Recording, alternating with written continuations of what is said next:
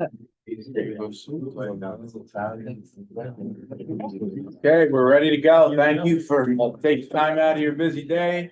Welcome to the Wednesday, February 4th, 2026 meeting of the Capital Region Transportation Council Planning Committee. We'll start with introductions. I'm Steve Feeney, Schenectady County. Greg Witcher, Region 1 DOT. Chris Wallen, City of Schenectady. Dave Monteverde, Albany County Airport Authority. Lisa Armando, Albany County DPW. John Scavo, Town of Clifton Park. Blake Butler, City of Mechanicsville. Ryan Riper, Town of Wilton. Like Tree, City of Saratoga Springs. Andrew Kreshik, City of Troy. Tom Houlihan, City of Rensselaer. Mark Castiglione, Regional Planning Commission. Kim Lambert, Saratoga County.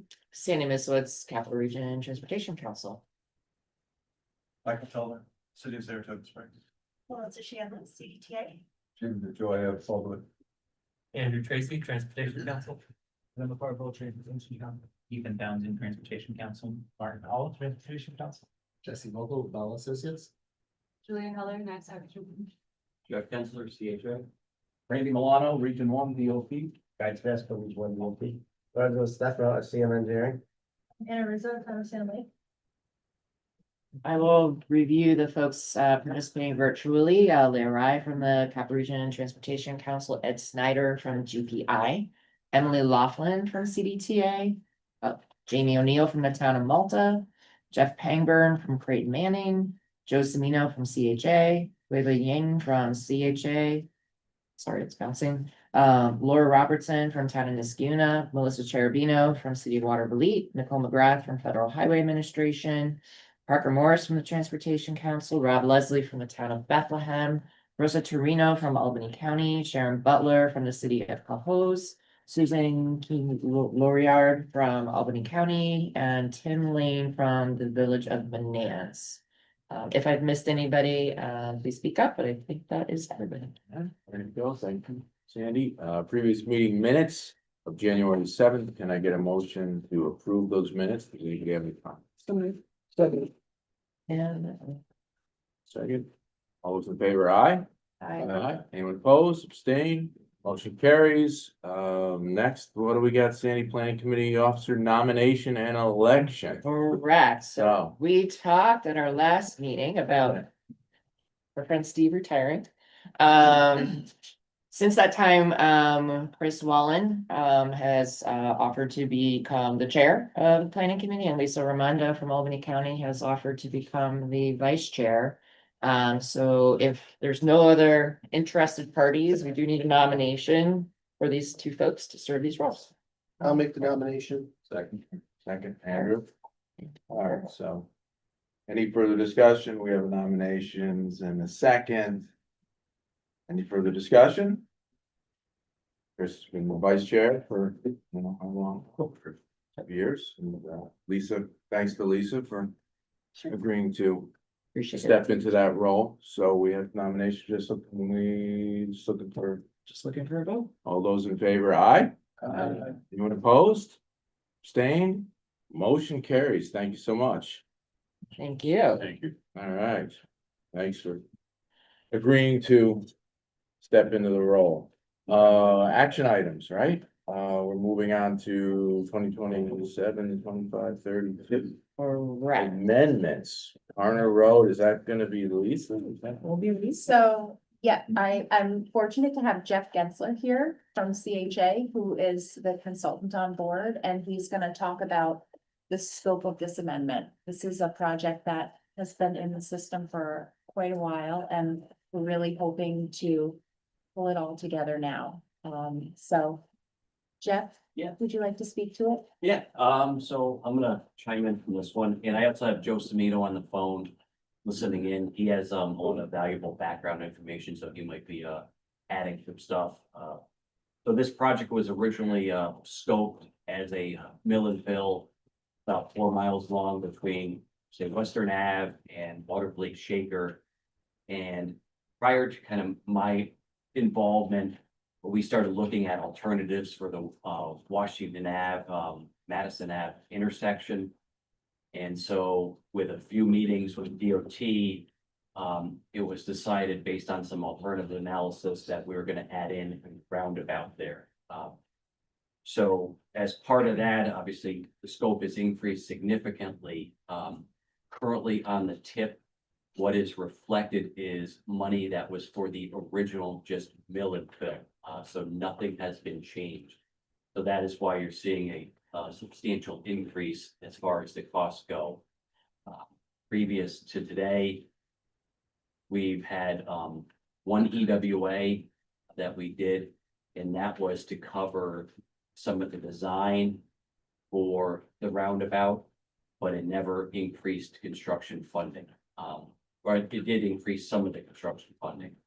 So now we've taken that, we're updating tip, but we're also, now that we've gone into the design on this roundabout a lot more significantly, we're seeing cost increase. We've done a breakdown of what we previously had in an estimate, as opposed to what we currently are seeing. We're seeing a significant cost increase in asphalt, the curbing, concrete, drainage and excavation. So we've seen just general increases across the board, which has driven the increase as far as the construction amounts, about 5 million. The other thing that's played into this is we have gone into the kind of constructability of this roundabout. Given its location, it's got two challenging features. One is its proximity to the Albany Pine Bush, which is, consider that like a no-go area. We don't even want to take easements there because of the environmental impact. That is also coupled with the topography of the intersection. It's raised up to get over I-90. So as part of building this roundabout, we are looking at putting in some temporary retaining walls so we could divert traffic around the roundabout construction. Those roundabouts or the retaining walls are, as you would imagine, costly, but we see that as the best alternative to building this roundabout in place. There are no suitable detours. And so that is in part of the additional construction cost on this. So that's kind of like a real high level overview of why you're seeing the increase that you do. Hey Jeff, Joe here. I can add one other item that led to increased costs, which I think is timely with today's discussion on the oversized vehicle and trucking that I think is on the agenda for later. I know we had meetings with Dagan Trucking, and they were concerned with the roundabout as far as this being a route that they use for some of their oversized super loads. And so beefing up the interior island of the roundabout also added costs with regards to construction or concrete construction in the median itself, and the geometry of the roundabout itself, ensuring that their large heavy loads can traverse this intersection as they use it, I think is part of their trek from Schenectady to Albany. Not all the time. This isn't their only route, but this is one of their major routes. So we also, put that into our consideration when we did our estimate as far as beefing that interior island up and some other amenities.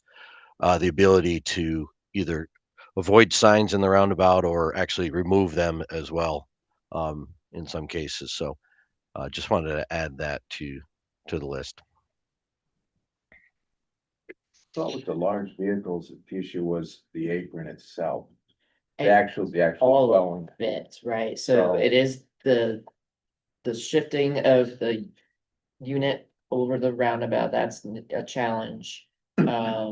The weight, which can damage the concrete. It sounds like they're proposing to reinforce the roundabout area to support the weight. But they're still gonna go up on that, and that's not an issue. I mean, Joe, can you? Yeah, that's I don't correct, know. Sandy.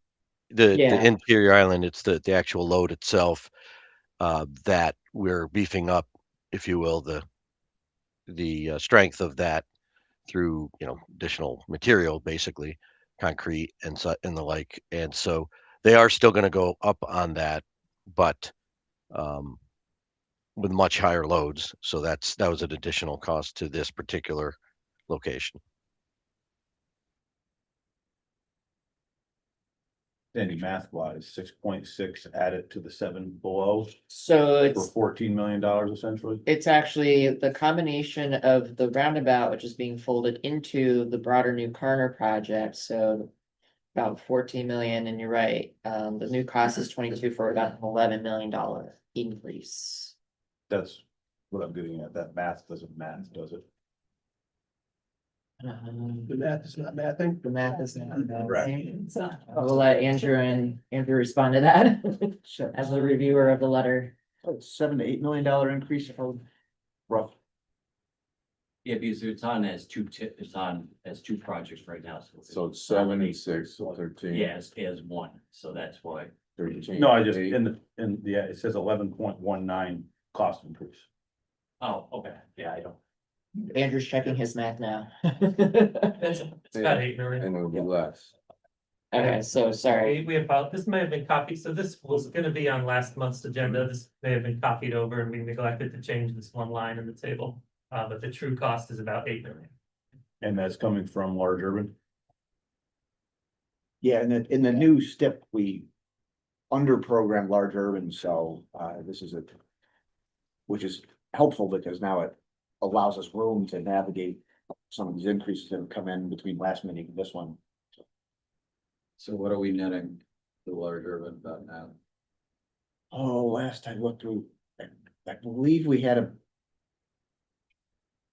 in the STIP initial table, I believe we had somewhere 12 to 13 unprogrammed. And so this Programming, program 8, that And last month's, I took 4, yeah, so we're we're pretty much zeroed out. near even, yeah. Okay. Yep. But But it's there.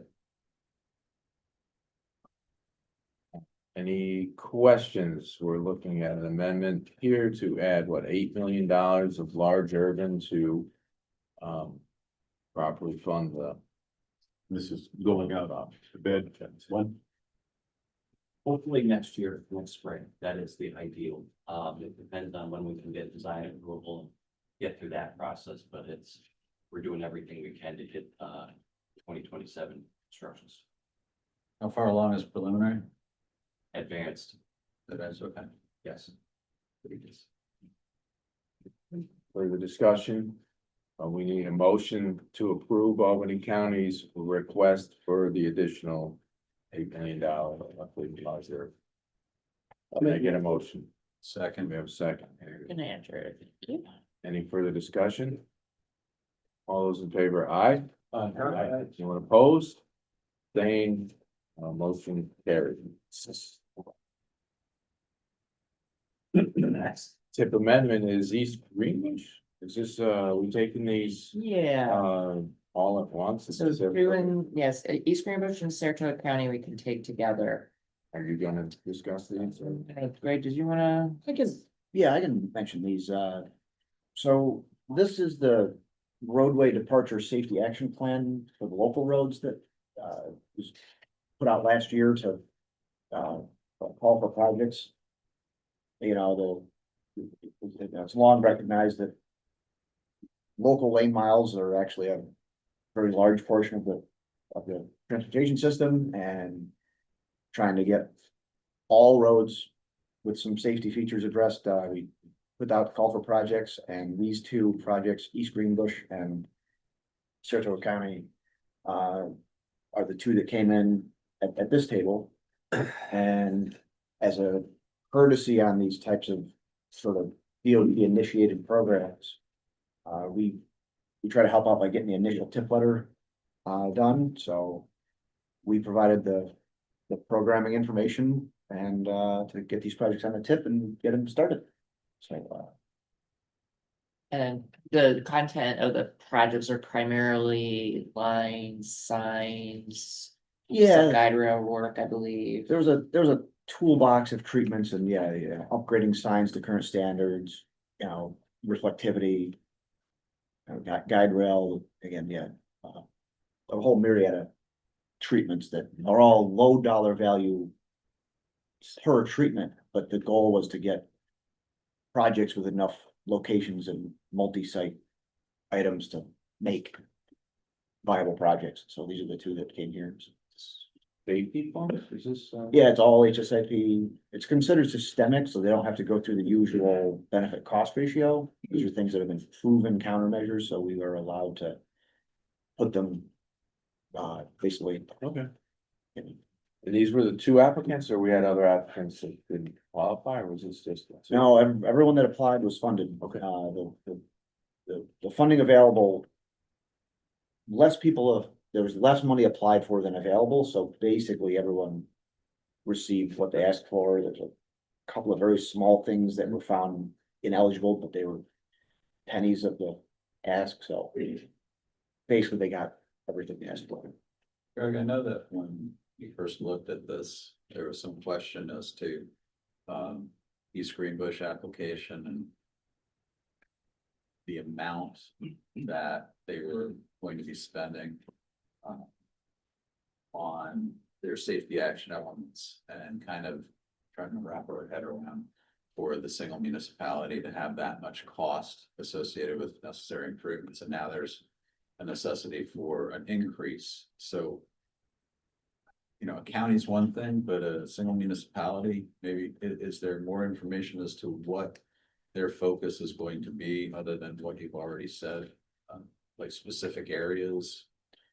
DOT provided a map of local roads with hot spots identified and those locations, and so literally East Greenbush has seemingly more need than you'd think one town does, but East Greenbush does cover a decent geographic area, and they were able to pull together enough families of treatments to get to the request, and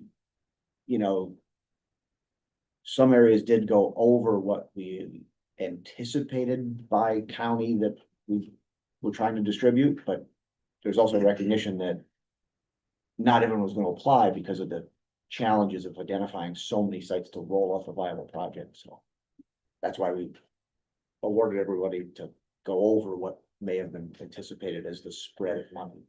And all the elements are supported by the HSIP fund. And any experience bidding these things to people, is it gonna be? It'll be interesting. I mean, I hope there were some unit costs that make sense to the real world, and then in the other layer of this, the lessons learned of how to roll out a program of this sort. We're in our own discussions trying to figure out how to roll out a possible another round of this someday. I'm not sure what form that'll be, but the feedback we got was helpful to inform trying to do this again someday. Any other questions for Greg? Then we have the two amendments adding just 1.5 and 0.979. I'm just in the chat, Megan Hart, who's the Deputy Commissioner for Public Works, town of East Greenbush, just wanted to add that one of the roads identified is a county road. For East Greenbush. Thank you for that, Megan. These are basically new projects that we're New adding. projects based on for a the- new program, so it is a little bit of a pilot. Yeah, it needs to go to policy, right? Yeah. So we're looking for a motion to approve these and recommend to the policy board. Yes. Can I get that? Make a motion. We have a second. Mike Shed. Further discussion, all those in favor, aye? Anyone opposed, abstain? Motion carries, thank you. Now this is for the super load that we discussed briefly with the roundabout project. Sandy? Yeah, so this amendment is interesting to support these two regional planning studies, the super low corridors plan and the resilience improvement plan for the region. We're seeking the use of some of the large urban funds to support these planning studies. Our planning budget that we'll get into for the UPWP is stretched a little thinner than we've had in the past. So this, using these tip funds, which we can obligate right now, will help move these studies along. We know they're both important to the region, particularly the super load studies. So we're requesting a total of $400,000 of the large urban funds. And $200,000 to be assigned to each of these planning studies. Any questions, discussions? Local water urban fund, we just spent $12 million of. Correct. Yeah, but it's 400,000, we could post this room for that. No problem. And we could obligate this probably April 1st, so we'll be moving forward with these right away. Is there someone already on board to do the study, or is this an internal? So the super load RFP is out right now. Submissions are due next week. The resilience RFP is being internally reviewed with some partners, and we hope to get that published in this next month or two. So we're taking both of these, the super load and the resilience improvement plan. Yep. Separate projects. And they'll be appearing in the tip as two different listings, just so you know. Very important projects. Hmm. Okay, on the money. Any further discussion, questions of Sandy? Look for a motion to approve these two new projects, funding these projects. Lisa, do I have a second? A second, Steve. Second by Chris. So the discussion, all those in favor, aye? Anyone opposed, abstained? Thank you, motion carries. We're on to our Fifth Amendment, it's diesel electric hybrid buses, I guess Melissa is going to Yes. discuss. So CDTA applied for and was awarded a low or no emission grant for the FTA. Awards were announced in November. So this is just an amendment to program that funding. This will support the acquisition of 20 hybrid buses. And also an enterprise asset management system to help more efficient operations and better integration of the new vehicles into our system. So this is a total of 38 million, including match. And this is all new money to the region that'll be added to the TIP and also need to go to the policy board. The CDTA found with the electric buses that they had received and are used now, that the diesel electric would probably be a more viable mode of transportation going forward than solely the electric. There are challenges with the electric buses. We have 8 in our fleet right now, and there are 9 that are being delivered actually with our previous Leno project. There's obviously challenges in the winter that makes it difficult. We're in a position now where, you know, state mandates are really pushing us towards full electric. But the federal program this year was very clear about not supporting full electric. And we felt that going with the hybrid buses was at least moving in the right direction. And, you know, making a cleaner fleet than, you know, with what we were able to get. So And that was kind of This the purchase is 20 buses? 20. And you may recall when we did the analysis of the price of these buses, diesel electrics are a little cheaper than the full electrics. Yes, and we'll be purchasing 10 the first year and 10 the second year to spread it out. So that'll kind of free up other federal funds to use for other purposes in our general program. It's a replacement of existing fleet Yes. vehicles? Yes, These full-size buses? yes. That'll be the 40-foot mid flyers. Good, sounds good. All right, any other questions? Thank you, Melissa. Then we need a motion to, I guess, send this on to the policy board, right? Correct. For the roughly $38 million in additional funds. Good news project, so. Can I get a motion? Move. Right, do we have a second? Second. And discussion, and all those in favor, please say aye. Anyone opposed, abstain? Yeah, thank you so much. Moving on to local and regional transportation planning project solicitation awards, and Yeah, so this is the outcome of our solicitation that we issued back in October for planning studies for this upcoming year.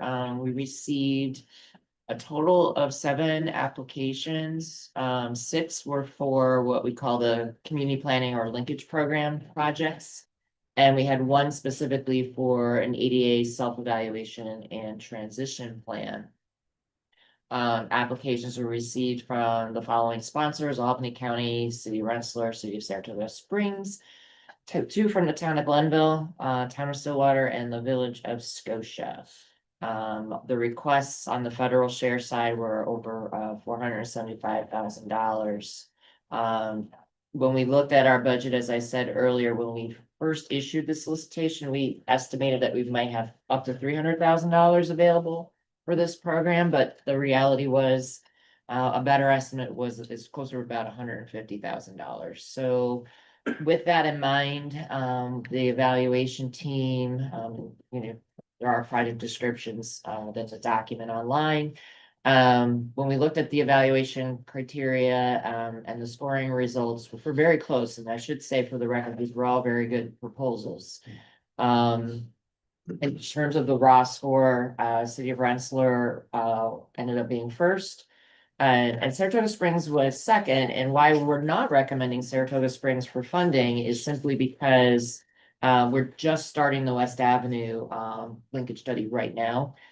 So for geographic balance reasons, we skipped to the next project, which is the town of Stillwater's County Route 76 corridor study. And then also to round out the program, we're gonna go ahead and fund the Village of Scotia's ADA plan as well. So that's the proposal. We're recommending those three projects, City of Rensselaer's Aiken Avenue area linkage study, which covers a small section of the city, but it's sort of cut off from downtown because of where the rail tracks are, and residents are doing some risky things to cross over the tracks and need to work on some better and safer options to get people to access downtown. And then County Route 76 corridor study is interesting because it's looking at the area between the village of Stillwater, basically out to Saratoga Lake.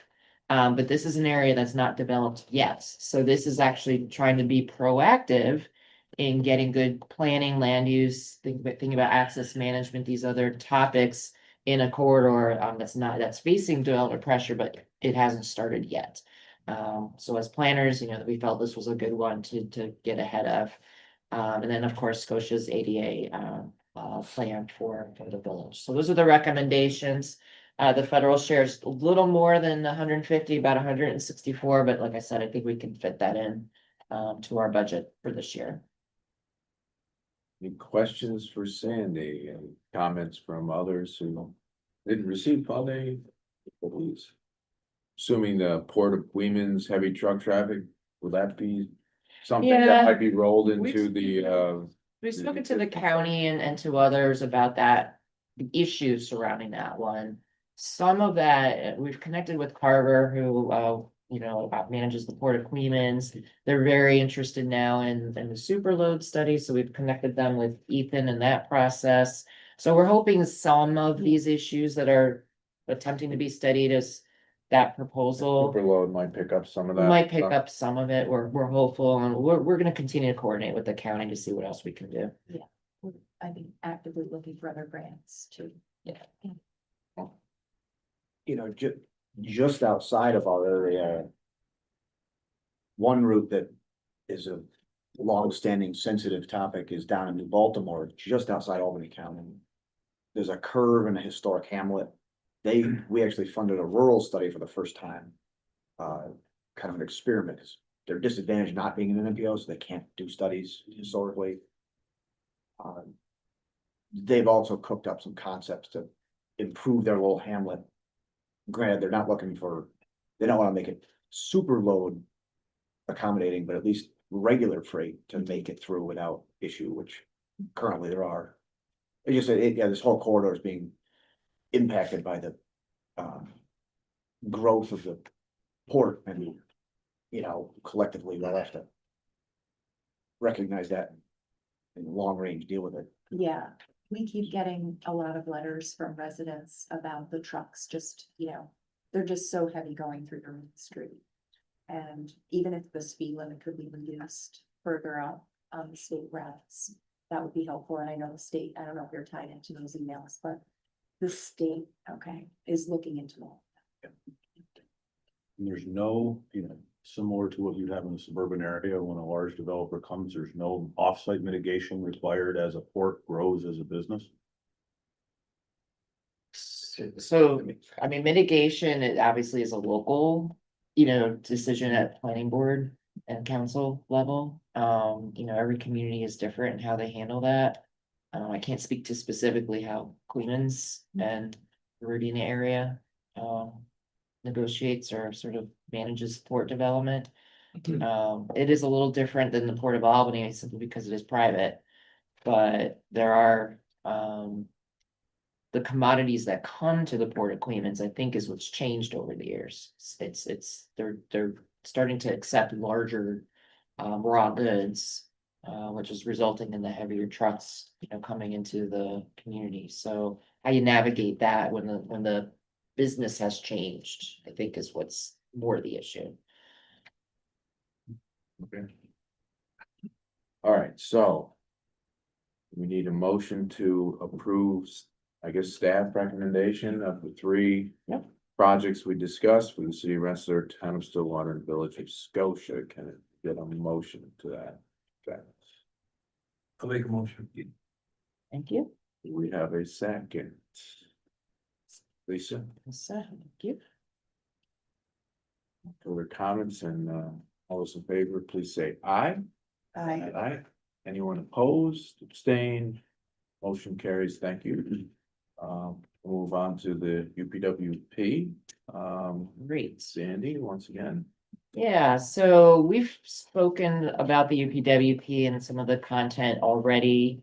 I'll share with you sort of what's new since our last meeting. I mean, obviously, we have developed a full UPWP document. It's going to go out for public review following your action today. Aside from now integrating the funds that we just approved for the 2 regional planning studies. Another new item that came up as we were developing this is the potential for hosting a transportation and housing workshop. Housing, in terms of supply, affordability, other issues, is an ongoing conversation point, we'll say, amongst all the municipalities, and it varies depending on your local situation. We've been kind of tied into a Thriving Communities Grant, technical assistance program. Partnering with CDRPC, we're hoping to bring a workshop to the region to maybe talk more about this challenge of housing and locating housing and how we're setting up zoning regulations and what have you to allow for certain types of housing, ranging from whether it's for aging folks, seniors, or You pointing towards me? workforce. The aging folks, not at all. I was totally inadvertent. It's on video, you got it. But we're excited to have this opportunity because I think, this topic, Mark's organization's done a lot of research already on this, on the housing issues in the capital region. They're not unique to us. I think there's some things we can learn from this national resource. And so we're hoping to get a lot of local government participation in the upcoming workshop. Because it's gonna be tentatively very interactive, and it's gonna rely on you folks to share your local experiences on these issues. As well as bringing in some speakers from outside of the region, some other insight. So we're excited about that. Obviously, those studies we just approved will all be incorporated into the UPWP, so that's new. And then the tools of the trade workshop for human services transportation providers, we expect to hold that as well. And then really focusing on implementing the emotion plan and the capital region Vision Zero safety action plan as well. There'll be a lot of hopefully a lot of things that are tied into that in our UPWP and ongoing technical assistance opportunities. We're gonna be beefing up our data collection initiative, because that's proved to be very popular, and needed. We'll continue to embrace, all the active transportation, sort of, again, heading towards perhaps building some kind of an active transportation complete streets network, or at least planning for, not necessarily building, but planning for it. And that's sort of the gist of the UPWP. What we're gonna share publicly pending your approval of the draft for public review. We're gonna hold a virtual workshop next Tuesday at noon to kind of walk through the UPWP in detail. We'll also have a in-person opportunity here on Thursday night, February 12th. Stop by if you want to say hello. Kind of talk to anybody who wants to come and speak in person about the UPWP. Comments will be due by March 3rd, and then we'll bring it to our policy board to approval on March 5th. But the all-in total investment is roughly $4.8 million. Keep in mind, $1 million of that is going straight to the household travel survey. It's a big investment. It's something we only do once. Well, in our case, once every $1 million. yeah, in order to get the sample size, you have to invest quite a bit of money into these surveys. We haven't done one since the 1980s in a post-COVID world. We really do need to invest in this because it is important for our model. There's a lot of big data sources that are gonna hopefully complement the outcome of the household travel survey, but things have changed a lot, so this will be very informative for us, but it is a big investment. It's something we don't take lightly in terms of the budget impact. Interesting. I didn't realize it would be that big of an investment, but. It's a big investment. Purchasing a lot of data sets and things, and it's interesting now with the traffic data, with everybody's phone on and it's Yeah. a little scary that when Yeah, you look at corridors, you can see, where people are coming from, where they're going. It's kind of yeah, and interesting. if So is that expensive? Is that? yeah, it's expensive more to make sure that you're getting the sample you need. Because, it's a volunteer thing and there's usually maybe a little incentive to participate, but they may send out in multiple approaches. You could use, certainly cell phone for an initial point of contact. There's other types of like panel approaches to it. There's different methodologies for So how. strictly the survey, it's not looking at these data sets that you would This look is at for just traffic. gathering the data at this point. How we analyze it and use it, that'll be future steps, but the ultimate goal here is the foundation of the regional travel demand model. Are data sets like household travel survey. And as I said, we're in a post-COVID world and we haven't done one since the 80s. And hey, look, I grew up around here. I can say to some degree, not a lot has changed, but a lot has changed. So, it's a good time to refresh this data. And hopefully, that'll keep our regional travel demand model in good working order. Any questions for Cindy? So we need a motion to approve the draft for public use. Correct. Can we get a motion to that? Please, we have a second. That's what we can, yeah. Discussion then.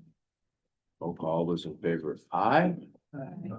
Opposed, abstain, thank you. UPWP is released, right? Does it go to policy? It It- goes to policy. Right, it'll go to policy following the public review. We'll respond to all the comments as part of the document. I know NISDOT, main office staff, the planning folks are reviewing it, so there may be some adjustments. And then we'll share any changes with the policy board before they approve it. Okay, moving on, public participation plan, limited English proficiency and revisions. Yes, so this is just a minor revision to these documents. The public participation plan is a federally required document that explains how we approach public involvement as an organization. Along with that, we have a limited English proficiency plan, which speaks to how we make sure to be as inclusive as we can for folks that don't have English as their first language. As you're probably aware, some of the federal priorities have changed this year. So some of these changes are intended to respond to those changes. So sort of replacing some of the language, updating some of the things, removing references to revoked, executive orders. References to environmental justice, which was part of one of these executive orders. We now no longer have an equity advisory committee, so removing references to that. Updating the fact that we have a new plan in motion, no longer new visions. But probably the most significant change fundamentally for this is this table, which is reflecting our proposed public review period for amendments to our major documents. And one of the things we learned when we adopted this plan back in 2024, we had longer timeframes, as you can see, 25 days for many of these amendment reviews. Thinking that this timing in between the planning committee and policy board afforded us that amount of time. The reality is, in some cases, particularly for tip amendments, that timing is not really working out. We've tried to minimize the impact on our members of both planning and policy by minimizing the need for calling the special meetings. But it's happened a little more frequently in recent years than not, just because things are accelerating in terms of getting things obligated and things like that. So we did some research and looked at other MPOs across the state, and typically 5 to 10 days was about the average public review on a tip amendment. So we're proposing to go with that, 5 days for a minor amendment, minor meeting, it would only come to this group. 10 days for a major amendment, which would go to the policy board. Now, the good news with the major amendment is that because we issue a press release for planning committee and policy board meetings, the timeframes are actually typically going to be longer than this. So, there'll be ample opportunity for something on the scale of like the New Carter Road one, which would be major. If somebody had a question about, they would have all month to sort of review that tip amendment. But this situation came up, as an example on the Livingston Avenue Bridge, where we had an opportunity to perhaps tweak some of the funding packages, but it would need board approval. And how do we fit that into these tighter timeframes? And then also just in terms of the other adjustments, we dropped from 25 to 20 for the other products, just again, to fit the timeframes of the calendar for the timing of these meetings. That's really the spirit of it. It's certainly not meant to reduce public involvement. It's really just meant to ensure that we can reduce the need for calling special meetings of these bodies and keep things moving forward. How was notice given anyways to, So we do it. how many days, typical, we do some of the town levels, public hearings, published, it's blah, blah, blah. I mean, to the Yeah, extent people can read the back of the newspaper. right. So Hearing, but I don't know, how is this actually, does anybody even really know? So MPOs are not subject to New York State's open meeting law. We do the best we can to mimic what New York State requirements are in that area. How we notify folks about this is we notify the media through press releases. We use our social media. You'll see if you're on our newsletter is probably our most comprehensive. I think we have 1,500 folks just on that newsletter list. You folks, our member agencies obviously see it through our meeting materials. That's been the tools we've used to date. To be honest, it's more than what I understand other MPOs are doing right now. And we use our website obviously as a foundation for all of that. We're always open to other ideas of how to get the word out. We'll even use the Saratoga County Planning and Zoning Conference. We'll be tabling up there, and you'll see we'll have something about the UPWP and these changes. I should note that the changes to the public participation plan also require public review. So, we'll be having that opportunity as well. We put out a survey for many of these documents, so that way there's something active that folks can submit comments on or respond to a survey. So we do the best we can. No, I hear you. But yeah, what we don't do anymore is put a notice in the newspaper, because they've gotten very pricey and I don't think they're very effective. Your press release, if you can actually get someone to pick it up and do, it's probably the most effective. But it has to be a project of note. Right. I mean, they're not gonna, so, Right, exactly. and these are just voluntary, there's no statutory, there's no minimum requirements, there's no. Yeah, there's no requirement for how the MPO establishes their timeframes. It's just the main requirement is that they have to have it. And I think the only other requirement, and I know Nicole is listening, so correct me if I'm wrong. When we initially adopt the public participation plan, I think it's in law that we have to do 30 days of public review. Yeah, there's only that one like actual requirement. I have to look at the public involvement plans, 30 or 45 days, but that's the only one that has a minimum specified time. The other ones we just ask that they're reasonable, so it's not like with the tip, if it's a major amendment, that it's like only 24 hours to provide public comment, because that wouldn't be reasonable and within the spirit of providing public comment. Okay, thank you, Sandy. Any comments, questions for Sandy? We're modifying our proposed review days, public review of TIF amendments. So you need a Yep. motion to approve these revisions And release them for them for public public review. comment. Yep. Make a motion, Chris, thank you. Yes. Do I have a second discussion? All in favor, please say aye. Aye. Opposed, abstain. And Andrew, we'll note that Andrew abstained, please. Okay. So, moving on to discussion items. Bridge data discussion.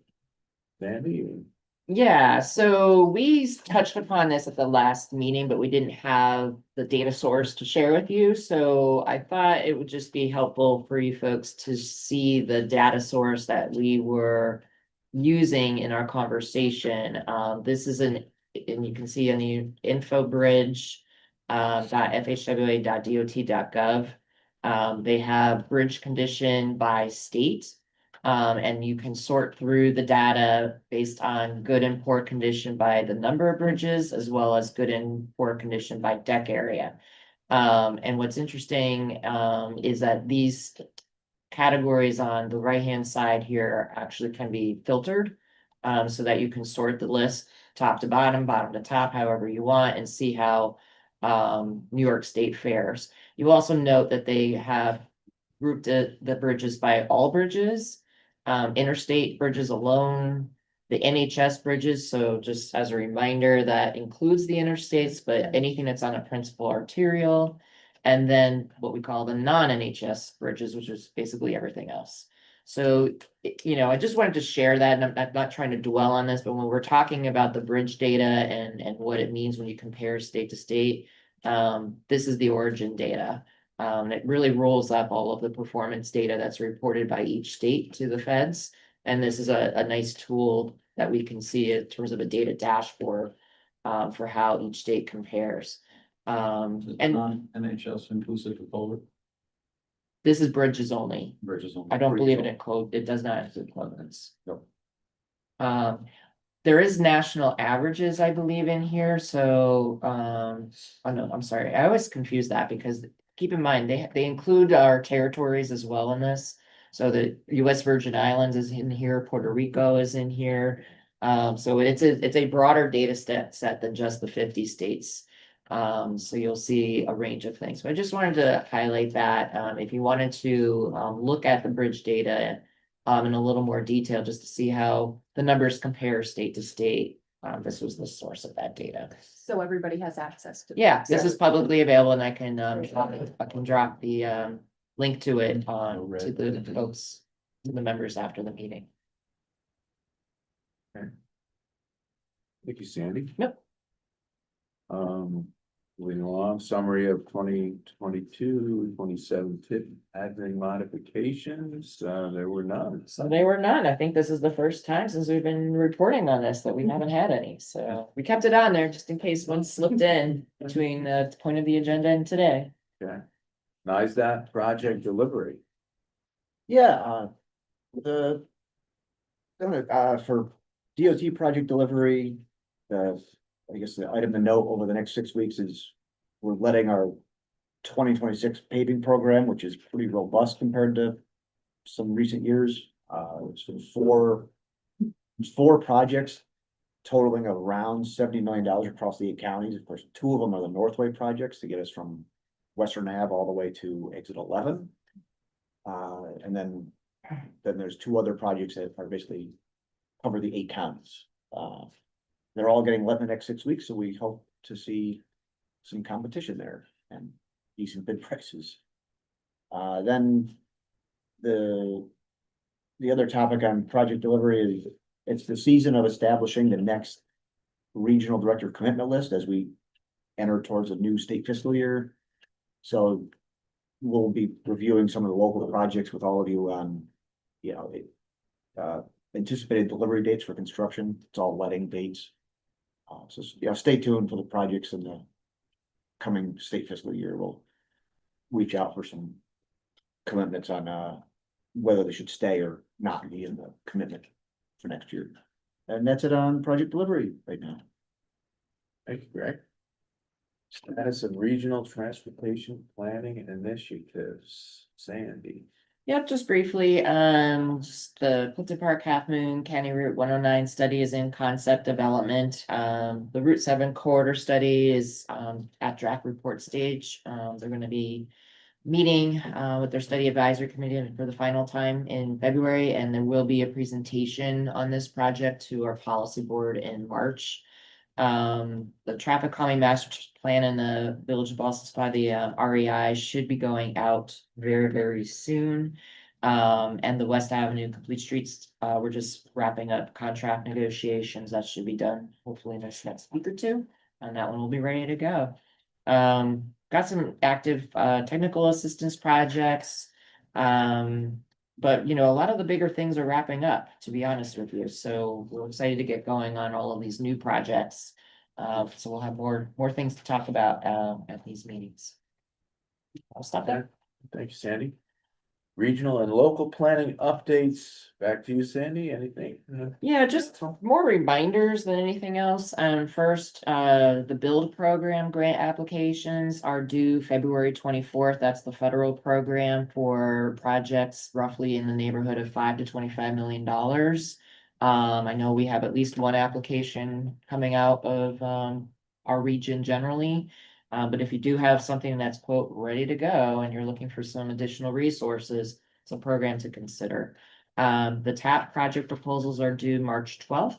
I know many of you took did the initial pre-application process, so that's great to see. I know Mark will talk more about the Timber for Transit program, but I did just want to mention the applications are due February 27th. Pre-applications.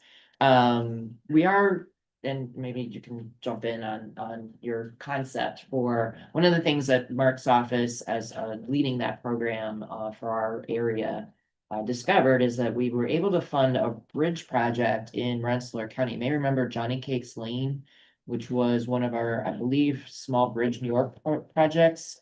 And it didn't make the cut, but with a change in the scope and different materials, it qualified for funding under this Timber for Transit program, which is an odd name because it implies public transit. But it's really a program designed for using timber materials for different kinds of infrastructure.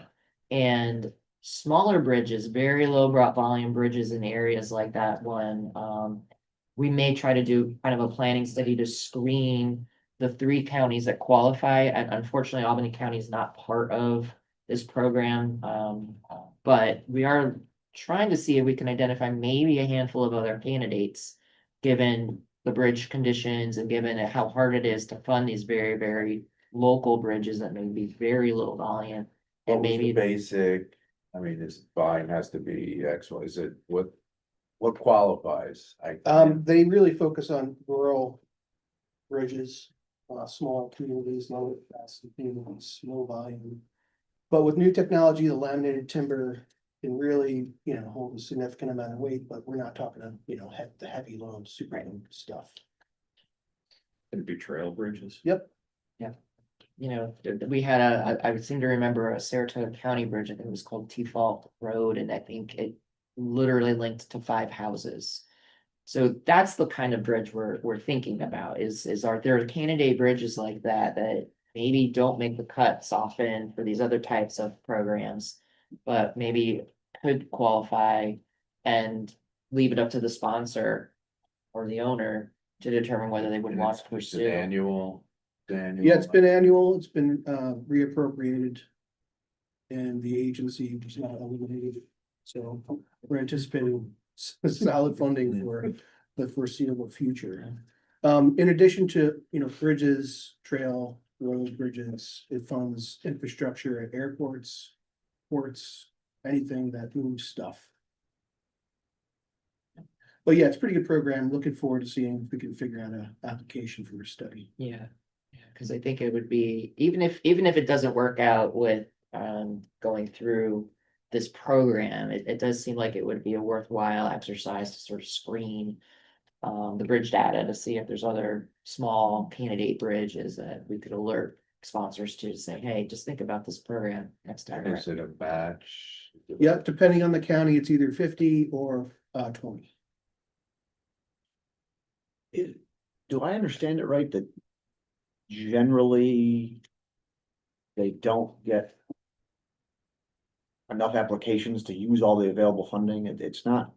This is a relatively new federal agency, so they're still trying to generate more applications. And one way they've done that is CDRPC, in addition to the other regional planning boards in upstate New York, have received program money to be able to basically promote the program and assist grant applicants with their applications and also do the federal grant administration. So the town of Sand Lake doesn't have to administer a federal grant. We're gonna do that for them. Can it be a pedestrian bridge? Yep. I mean, this is great for your pedestrian or your ultra low volume roads, Yeah. You're south of 500 cars a day, these roads with 5 houses, they're in, 20 cars a day, depending on how many trips to the house. Something that will probably fit this bill really well. Replace the Buzzkirk Bridge. Could you use the DOT database and filter through the existing superstructure conditions and? Oh, you I'm know, sure, yeah. Materials, there's existing bridges made out of timber that usually need replacement, they're usually low volume already. Just use that database. And there are bonuses if you use tree species native to the area. And then two last things, New York State has launched, what I would term it, I guess, a new way, to distribute, additional support to transit authorities and folks that operate transit in the state. The Transit Ready New York program, which is 100% state funded, I read in the materials, so. I know CDTA will be looking at that, but I just mentioned it only because, it's a new way, as I understand it, of distributing transit funds for modernization style projects. So that's exciting news. And then in terms of our nominating representation of planning committee members, as you know, the town and village folks rotate year to year. Rob Leslie is being nominated to serve as our town and village rep. There's a nominating committee that needs to appoint that particular role in next week, actually. So hopefully that nomination will be accepted, and then we will have Rob be the main member for town and village reps for next year. And that's all from here. Thank you, Sandy. I guess we'll now go back to Mark. Sure, we released a couple studies recently, I think most recently, a report on talent on the move, which looks at workforce by industry sector and how people are moving in or out of the region. Long story short is that it's basically a wash, so as many people are coming in for work as are leaving for work, which is not surprising given our size as a moderate or mid-sized metro area. I wanted to also mention, and I think I mentioned it last time, that our climate action portal is available. That was a component of our EPA funded Pollution Reduction Act grant.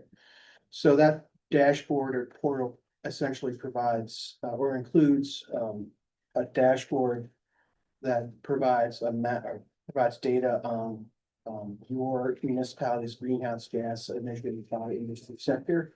So if a municipality is thinking about doing its own climate action plan, feel free to reach out to our office, use those tools, and you'll be well on your way.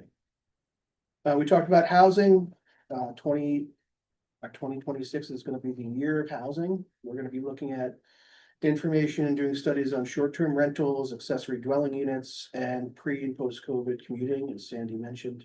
We're gonna be investing in probably a software platform called CoStar, which is gonna give us really standardized and granular data on larger apartment complexes in the region.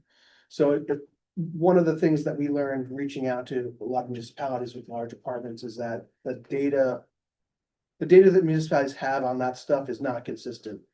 It's not reliable. So this software hopefully will get us and potentially you all some good information about large apartment buildings and those trends. What information in particular, Mark?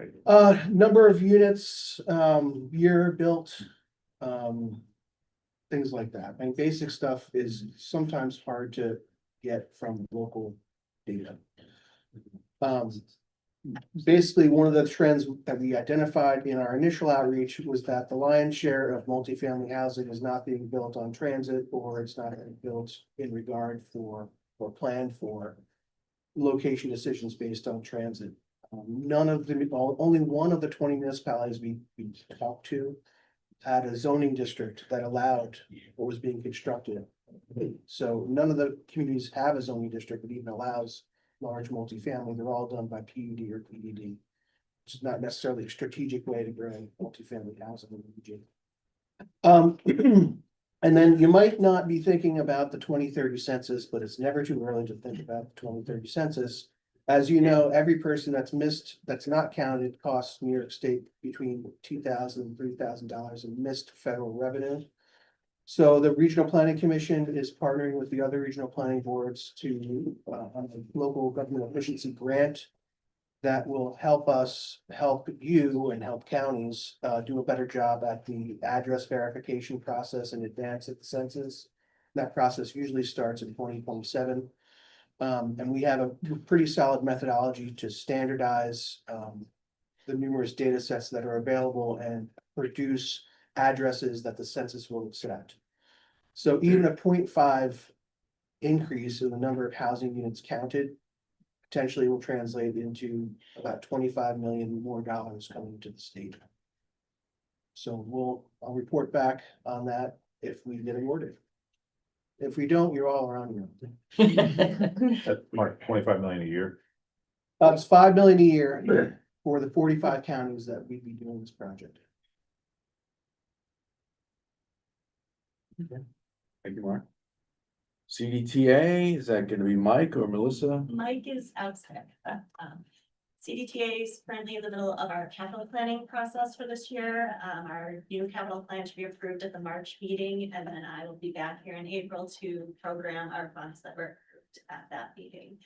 And also I know she's on the line, but Emily Laughlin, who many of you may have been able to work with, her last day is Friday. I had the pleasure of working with her in both her roles at CDTA, which she will be a big loss to our planning department. But if you're working with her on any projects after this week, make sure you reach out to planning. Okay, thank you, Melissa. Nice, Greg. Other topics of the day, the new STIP should be live any day now. Yeah, I know, I keep getting asked when it's live. Thought it. Anyway, any day. The TAP pre-review, the work, our staff's currently rolling through the TAP pre-review applications, and you'll all get the responses back tomorrow, which is the day we promised, and this round required the pre-review, so we did see a robust volume, which is pretty normal, in line with prior TAP rounds in Region 1, so stay tuned for the pre-reviews to come back, and good luck to everybody on the final applications. And then the last one is the Route 378 Pell study is due to us changing the limits of that health study, we had to kind of back up and do a lot more homework on that, and that needs to go out for one final public review, which will be announced very, very soon. We don't expect much more public comment as we've addressed a lot of the outreach that's associated. But regardless, we are gonna announce the public outreach or the public comment period very, very soon. So stay tuned on that. And that's it from. Greg? Brewing Authority, We don't have any representatives today. okay. Albany County Airport? Morning, is this where you're gonna play the video? I'll play the video if you Yeah. want I to. thought I saw you teeing something. This was me, I guess it's. Yes, so me, this right? is Matt, he's our director of communications, he's been kind of showing more of the construction, doing his best at least, there's so much going on. I will say that the first 15 seconds or whatever I'm filming, it's the coldest 15 seconds in my life. But yeah. So here we go.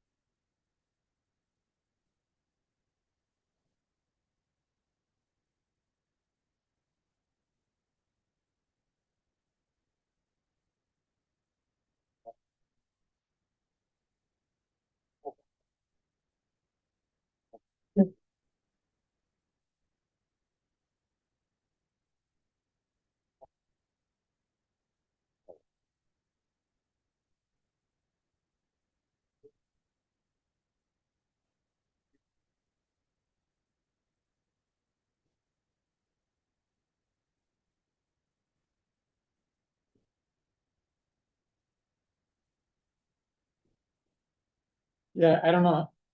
You probably done that for a living, for some time. I mean, it all comes to. We're good. There you The ads have been relentless. I don't know if anybody else has noticed that. go. Yeah, it comes at a good time. I mentioned in previous meetings, like 2025 was a very strong year for us. It actually ended up being a record-breaking year. We were anticipating a little under 1.6 million. We actually think we surpassed 1.6 million. We've never been over that. That being said, seats are already up for next year, a little under 5%. And it's not gonna feel like a small airport anymore once this is all done. We're already kind of seeing that.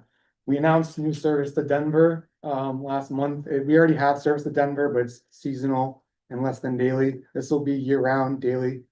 Just everything's kind of trending up. And then not highlighted on that video was our A concourse. If anybody flies United, Allegiant, also over there, Avelo, that entire new concourse is about 3 months ahead of schedule. It should be opening completely in the next month or two. And I feel like I'm forgetting something, but any questions, feel free to reach out anytime. That's great. And I believe you got a new logo for the airport, is that correct? Yes, this one? Yes, Yeah, which I didn't realize that was, because I've seen you wear that and I'm like, at some point I need to get the actual logo graphic. I'll follow. yeah, I up with you can, about give that to you. Yeah. I got the marketing kit. That would be perfect. Great. Thank you. Thank you. What, let me ask. What factor goes into deciding who gets a direct flight? It's just marketing? You wouldn't, I wouldn't think Denver Yeah, would no. be a daily flight from Albany, but I know there. So, if you're asking, that's like the part of my job, that's another part of my job, and it's probably my favorite part of my job is the air service. There's a lot of things, our westbound flow is very strong. We have a lot of service to the West Coast. We lost a Las Vegas flight as of next month. I don't know if you, and we need somebody to backfill because that Las Vegas flight wasn't just for people going to Las Vegas, it was going to pretty much anywhere on the West Coast. So, and also to Denver's very strong point to point, we actually do, we looked at it, we were the 8th top unserved market out of Denver for United, if that makes sense. So like, they don't fly to JFK, they're above us, like, there's a few other airports like that, and then you see Albany kind of stands out a little bit. So this market does a lot more than people think it does, and airlines are kind of catching the momentum in a way. Our average seats per departure went up from like 85 seats to about 120 in the past 10 years. So over a lot of departures, that's pretty significant. There was a note from the chat. My kids got to use the airport play area in December and they loved it. It's a great space, so. I use it every lunchtime, so. Thank All you. right. Albany Port, They're not available today. available, local government, anybody? We have a conference. Yes, next Wednesday, February 11th, quite a few of you are on the list already, but the Saratoga Planning and Zoning Conference will be at the Saratoga Springs City Center. Over 600 people. All right. Let's make note of the upcoming meetings, events, our next planning committee, April Fool's Day. April Fools, yes. Boy. I've been there on that one, no. I did just want to highlight, we did have a rescheduled Human Services Transportation Advisory Committee meeting. It's now February 17th at 2 p.m. All right. And I guess we just need a motion to adjourn. Thank you, Mark. Second. Second, thank you. All in favor, aye. Thank you. Aye. Opposed, abstained, meeting adjourned, thank you. Thank you for your everybody. service. Yeah.